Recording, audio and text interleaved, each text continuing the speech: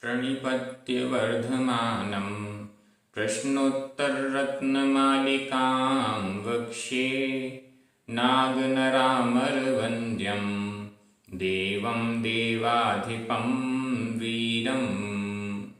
बोलिए श्री खजराट महावीर भगवान की जय। आचार्य श्री विद्यासागर जी महाराज की जय। मुनि पुंगव श्री 108 सुधा सागर जी महाराज की जय। हम सभी परम सौभाग्यशाली हैं जो हमें आचार्य राजर्षि अमोघ वर्ष जी के द्वारा रचित महान ग्रंथ प्रश्नोत्तर रत्नमालिका के अध्ययन का अवसर मिल रहा है। यह ग्रंथ संस्कृत भाषा में बहुत छोटा 29 श्लोक प्रमाण है।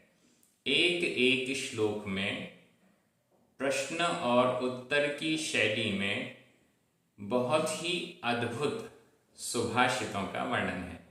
अभी तक हम 5 श्लोक का अध्ययन कर चुके हैं। आज इस वीडियो के माध्यम से आप सभी श्लोक क्रमांक 6 और 7 का अध्ययन करेंगे। आप सभी बहुत अच्छे से स्वाध्याय कर रहे हैं, विशुद्धि भाव के साथ नियम लेकर। इस दृष्टि से हमारे ज्ञान का वर्धन तो हो ही रहा है, हमारे आचरण में भी सुधार हो, यह भावना है। चलिए प्रारंभ करते हैं। श्लोक क्रमांक 6। उच्चारण। किम किम संसारे संसारे सारम सारम बहुशोपि बहुशोपि। अब यहाँ पर अवग्रह का चिन्ह है। बहुशोपि विचिन्त्यमान मिदमेव। ये पूरा एक शब्द हो गया, संधि विच्छेद करेंगे तो अलग अलग हो जाएगा। विचिन्त्यमान मिदमेव। यहाँ पर आधा न, आधा त और या पूरा विचिन्त्य मान, विचिन्त्यमान मिदमेव।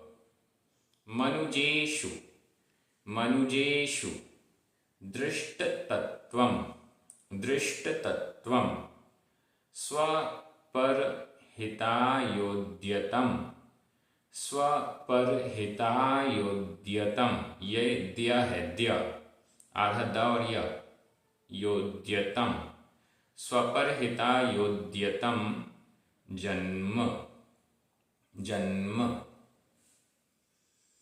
किं संसारे सारं किं संसारे सारं बहुशोपि विचिन्त्यमानमिदमेव बहुशोपि विचिन्त्यमानमिदमेव।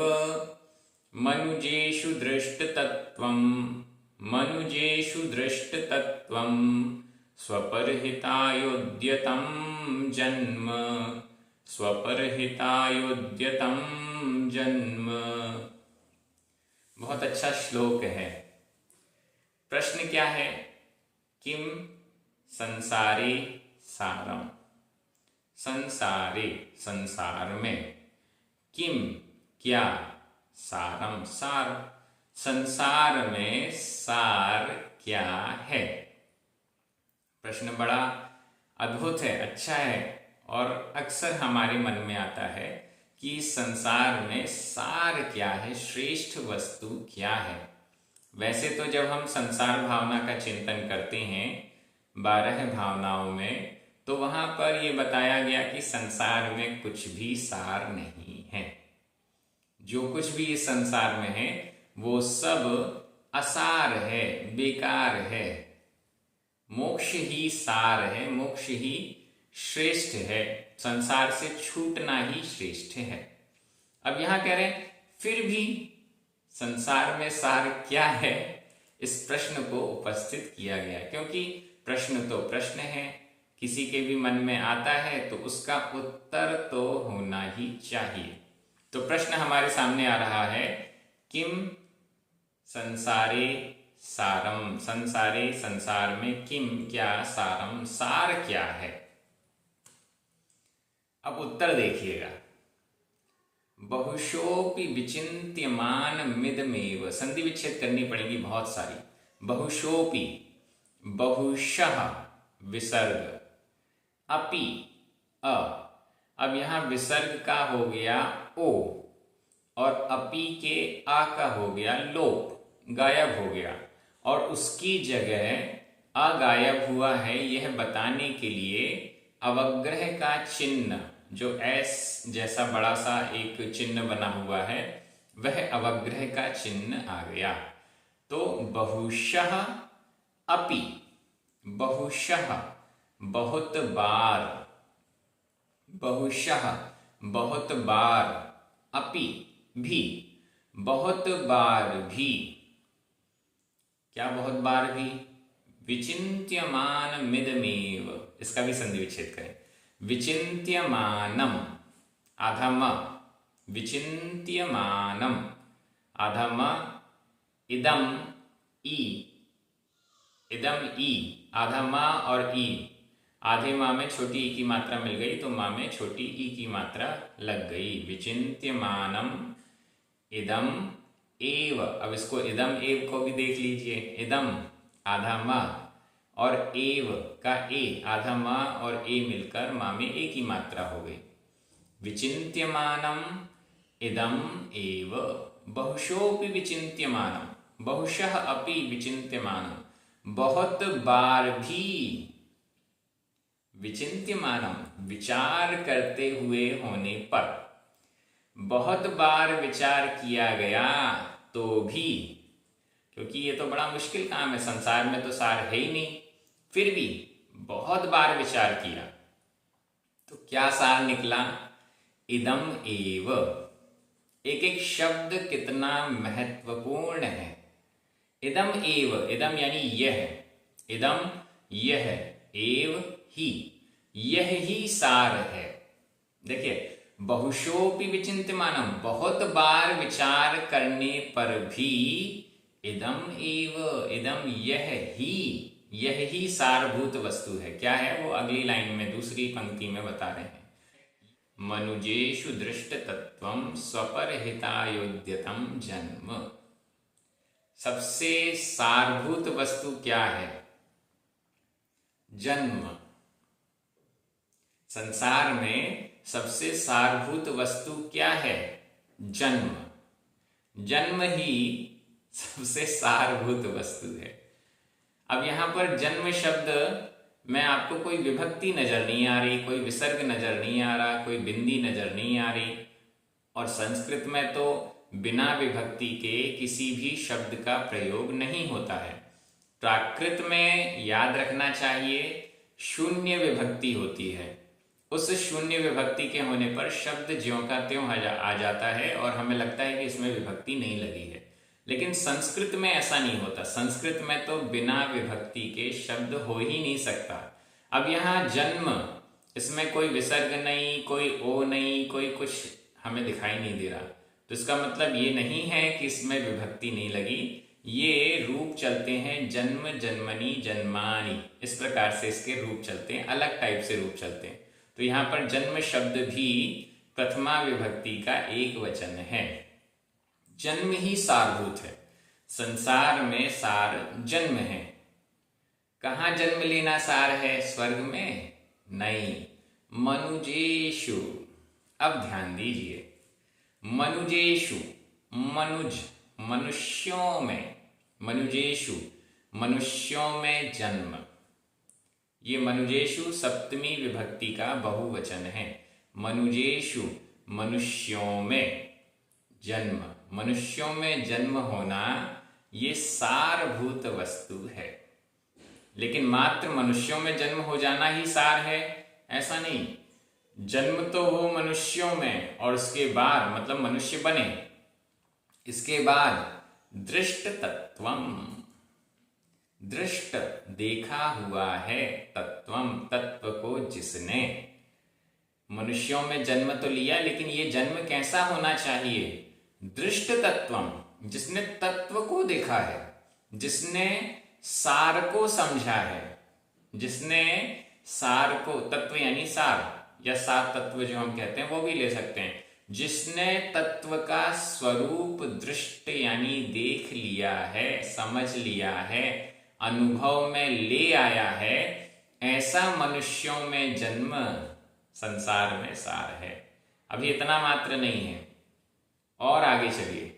देखिए, जन्म हो गया, इसके बाद फिर दृष्ट तत्वम, तत्वों को देख भी लिया, लेकिन इसके बाद भी एक चीज रह गई जो सारभूत है, स्वपर हितायुद्यतम।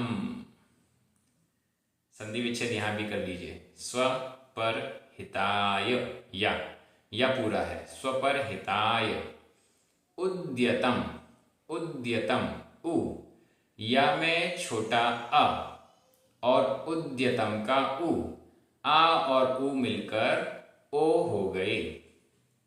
प्राकृत में भी ऐसा होता है, विकल्प से होता है, आ और उ मिलकर ओ भी हो जाता है और उ भी रह जाता है, दोनों वहां पर प्रोसेस है। लेकिन संस्कृत में अ प्लस उ बराबर ओ। स्वपर हिताय उद्यतम, जन्म हो गया मनुष्यों में, तत्वों को देख भी लिया, अनुभव भी कर लिया, तो भी सार नहीं निकला। सार कब होगा? जब स्व पर हिताय, स्व और पर के हित के लिए उद्यतम, उद्यत होते हैं, पुरुषार्थरत होते हैं, प्रयत्नशील होते हैं, स्वपर हित में लग जाते हैं, संलग्न हो जाते हैं, तब वह संसार का सार है। इस संसार में श्रेष्ठ व्यक्ति कौन है? जो स्व और पर के हित में उद्यत है, प्रयत्नशील है। मात्र स्व के हित में लगा हुआ है वो भी नहीं चलेगा, मात्र पर के हित में लगा हुआ है वह भी नहीं चलेगा। देखिए कितनी बड़ी बात है। जो स्व के हित में लगा हुआ है, पर का हित नहीं कर रहा, वह संसार में सार नहीं है। जो पर का हित कर रहा है और स्व का हित नहीं कर रहा है, वह भी संसार में सार नहीं है। संसार में सार कौन है? जो स्व और पर दोनों के हित के लिए उद्यत है, प्रयत्नशील है,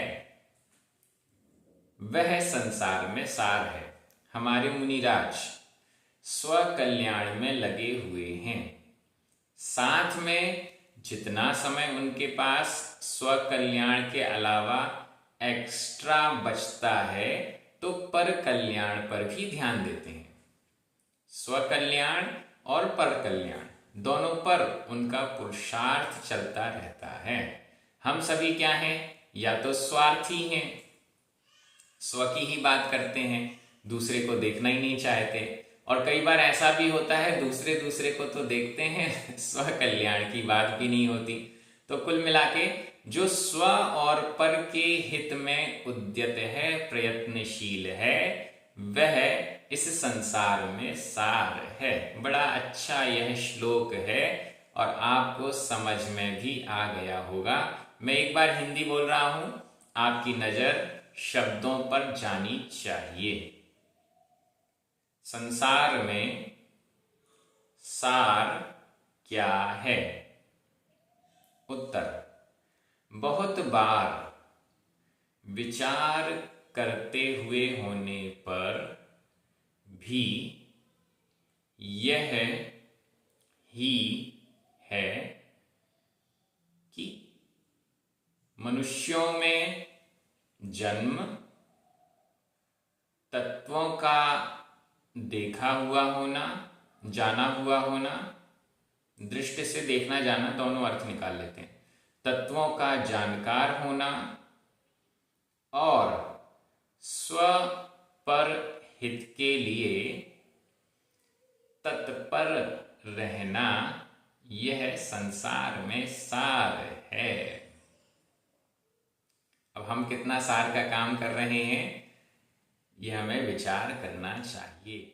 श्लोक क्रमांक 6, इसमें 4 प्रश्न आए हैं, बहुत अच्छे अच्छे। उच्चारण: मदिरेव, मदिरेव, मोहजनकः, मोहजनकः, कः, कः, स्नेहः, स्नेहः, के च दस्यवो, दस्यवो अधसाय दस्यवो विषया, विषया का में बड़ा आ, का भववल्ली, भववल्ली तृष्णा, तृष्णा को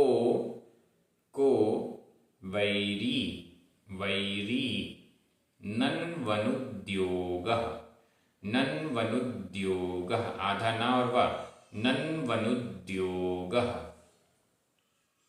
मदिरेव मोहजनकः, मदिरेव मोहजनकः कः स्नेहः के च दस्यवो विषया, कः स्नेहः के च दस्यवो विषया का भववल्ली तृष्णा, का भववल्ली तृष्णा को वैरी नन्वनुद्योगः, को वैरी नन्वनुद्योगः। बहुत अच्छा श्लोक है। 4 प्रश्न आपके सामने हैं।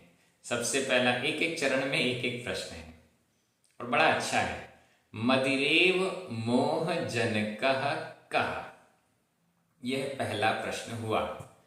मदिरेव संधि विच्छेद करें, मदिरा इव, मदिरा रा में बड़े आ की मात्रा और इव ई, बड़ा आ और ई मिलकर ए हो गया तो मदिरा इव, मदिरेव, मदिरा, मदिरा इव यानी की तरह, मदिरा की तरह, शराब की तरह, नशीले पदार्थ की तरह, मोह जनकः कः, मोह को जनक, मोह का जनक, मोह को उत्पन्न करने वाला कह, कौन है।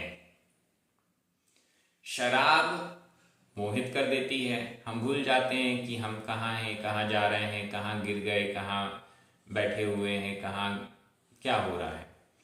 मोहजनक मदिरा के समान, शराब के समान मोह को उत्पन्न करने वाला कह, कौन है, कौन है। उत्तर स्नेहः, स्नेह, स्नेह मतलब राग, यह राग है, स्नेह है जो हमें मदिरा के समान मोहित करता है। अब बिल्कुल आपने ये शब्द सुना, स्नेह, राग, पूरा प्रश्न का उत्तर आपको समझ में आ गया। अब आपके मन में विचार प्रारंभ हो जाने चाहिए, क्या वास्तव में ये राग हमको मोह उत्पन्न कराता है। और सारे प्रसंग जीवन भर के आपके सामने आ जाने चाहिए। हो सके तो वीडियो को 2 सेकंड के लिए पॉज कर दीजिए और फिर विचार कीजिए कि हमने कब कब इस स्नेह के कारण ऐसा मोहित जैसा काम किया है, मोहित होकर हमने गलत कार्य किया है। ये स्नेह है, किसी के प्रति स्नेह हो जाता है, मोहित हम उसके प्रति हो जाते हैं, तो जो हमारे करने योग्य नहीं है वह भी करते रहते हैं। दूसरा प्रश्न, के च दस्यवो, च और के कौन, दस्यवो, यहां दस्यवो विसर्ग का ओ हो गया है, दस्यवः, दस्यु, दस्यु, दस्यु मतलब लुटेरा और दस्यवः ये बहुवचन में हो गया। लुटेरे कौन है। अब देखिए, कह यह एक वचन है, के यह बहुवचन में हो गया, कौन पुल्लिंग का बहुवचन है, ये प्रथमा बहुवचन, के कौन, दस्यवः दस्यु कौन है, लुटेरे कौन है, कौन है जो हमको लूट लेते हैं। उत्तर विषयाः, पंचेंद्रिय के जो विषय हैं वे लुटेरे हैं। 5 इंद्रियों के जो विषय स्पर्शन, रसना, घ्राण, चक्षु, कर्ण, ये 5 इंद्रियां हैं। इन 5 इंद्रियों के जो विषय हैं, स्पर्शन इंद्री का स्पर्श, रसना इंद्री का रस, इस प्रकार से जो 5 विषय हैं जिनके लिए हम जीवन भर लगे रहते हैं, हमको अच्छा अच्छा स्पर्श करना, हमको अच्छा अच्छा देखना, अच्छा अच्छा सुनना, अच्छा अच्छा चखना इत्यादि, इस पंचेंद्रिय के विषयों में जो जीवन भर लगे रहते हैं, तो ये पंचेंद्रिय के विषय ही हमारा आत्म धन लूट रहे हैं। ये लुटेरे हैं, ये पंचेंद्रिय के विषय लुटेरे हैं, हमारा आत्म कल्याण का जो रास्ता है उसको रोके हुए हैं, आत्म धन को लूटते जा रहे हैं। ऐसा हमें समझना चाहिए। तो दस्यु यानी लुटेरे कौन हैं? पंचेंद्रिय के विषय। तीसरा प्रश्न, का भववल्ली, भव की वल्ली, वल्ली का अर्थ होता है बेल। भव की वल्ली का कौन सी है? भव की बेल कौन सी है? संसार को बढ़ाने वाली बेल कौन सी है? भववल्ली।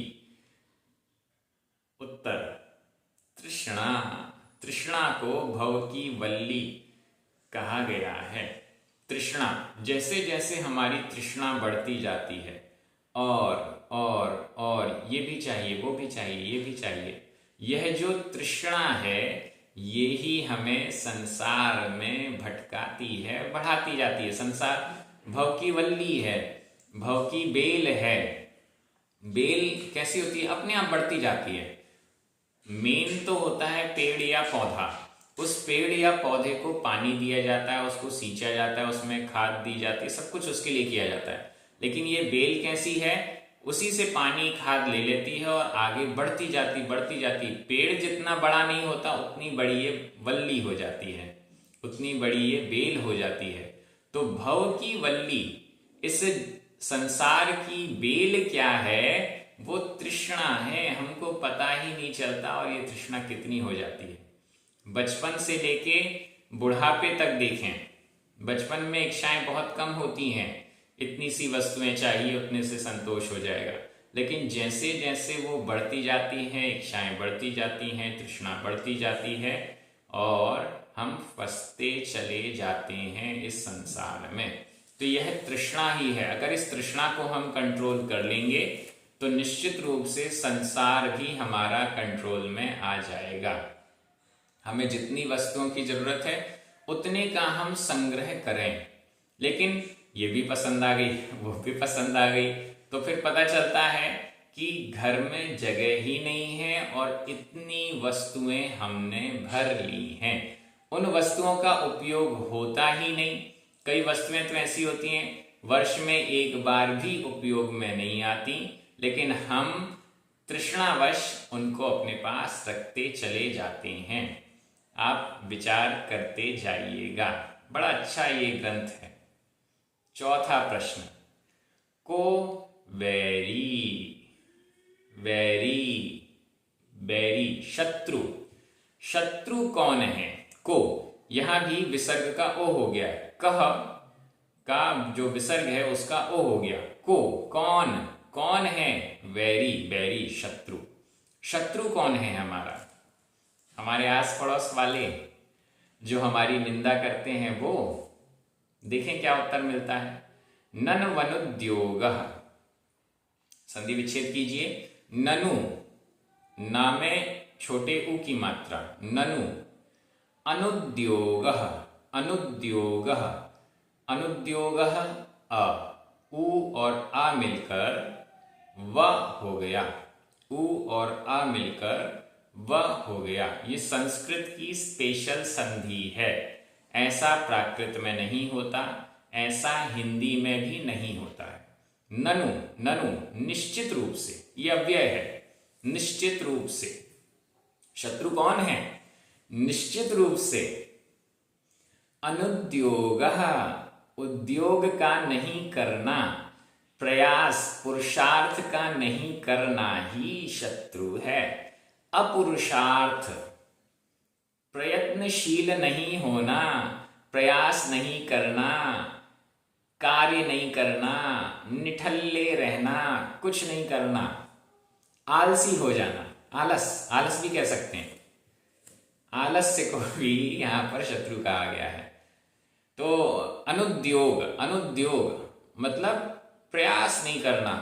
अब कोई भी संकट आया, कोई भी परिस्थिति आई और हम प्रयास नहीं करेंगे तो यही तो है हमारी विफलता का कारण, यही तो है शत्रु जो हमें सफल होने नहीं देता है। तो हमारा सबसे बड़ा असली शत्रु कौन है? अनुद्योग, उद्योग, पुरुषार्थ, प्रयत्न का नहीं करना ही सबसे बड़ा शत्रु है। चाहे परिस्थिति कैसी भी हो, हमें उससे निकलने का प्रयास तो करना ही चाहिए। अगर सफल हो जाएं तो अच्छी बात, ना हो तो भी ठीक है, लेकिन प्रयास तो करना ही चाहिए। तो यहाँ पर बहुत अच्छे अच्छे प्रश्न आए। मैं एक बार हिंदी बोल रहा हूं, आपकी नजर शब्दों पर जानी चाहिए। मदिरा के समान मोह को उत्पन्न करने वाला कौन है? उत्तर, स्नेह। और लुटेरे कौन है? उत्तर, पंचेंद्रिय के विषय। भव की बेल, भव की वल्ली क्या है? उत्तर, तृष्णा। बैरी शत्रु कौन है? निश्चित रूप से प्रयास, पुरुषार्थ का नहीं करना। इस प्रकार से ये दोनों श्लोक हमारे कंप्लीट हो गए। इतने बढ़िया बढ़िया प्रश्न और उत्तर आ रहे हैं। निश्चित रूप से आप इनको कमेंट बॉक्स में लिखेंगे और इसके बारे में और भी जो आप सोच रहे हैं, विचार कर रहे हैं, उसको भी आप कमेंट बॉक्स में लिखते जाइए। ये ऐसे सुभाषित हैं जो हमारे कंठ में स्थित हो जाने चाहिए, जो हमारे दिमाग में फिट हो जाने चाहिए और हमारे जीवन को बदल देंगे ये, अगर हमने यहाँ पर ध्यान दिया। आप सभी बहुत अच्छे से अध्ययन कर रहे हैं। सभी को बहुत बहुत धन्यवाद। जिनवाणी माता की जय। सभी को जय जिनेन्द्र।